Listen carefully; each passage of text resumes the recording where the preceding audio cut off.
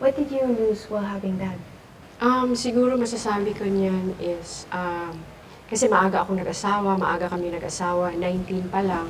So, madami din akong pangarap sa buhay na hindi ko rin natupad. Kasi nga maaga kami nag-asawa. Um, Gusto kong makapagtrabaho, and then makatapos ng pag-aaral. Kasi 2-year course lang yung natapos ko. So, madami akong mga dreams na hindi ko talaga na-pursue.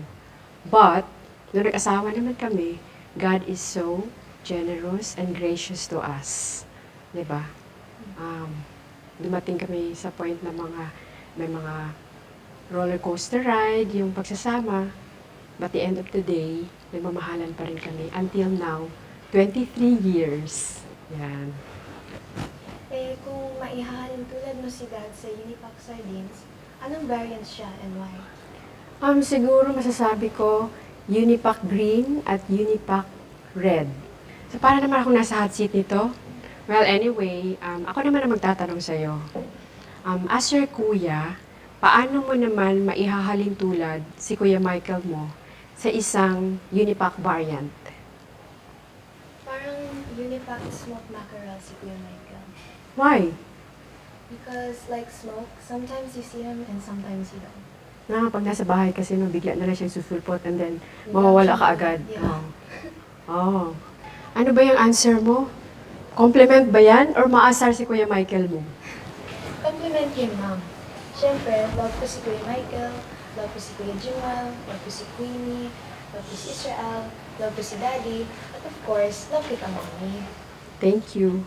Nakalimutan mo si Mami D, si Mami Junicia. Kasama yun, Ma'am. Siyempre, mahal ko si Mommy D. Kung gaano kamahal ni Mommy D si Dad at ikaw, at kung gaano kamahal niya kami mga grandchildren niya, ganun ko din kamahal si Mommy D.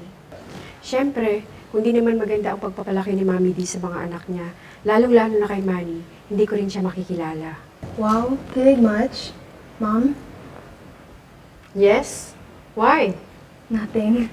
I just can't imagine. Paano na lang kung hindi ikaw ang Mommy ko? Nako, nag-emote naman yung pretty daughter ko. Halika nga dito, i-power hug kita. Basta promise mo sa akin, 10 years from now, magiging doktor ka. Promise. Pag naging ganap na doktor ka na, you can have all the power in yourself.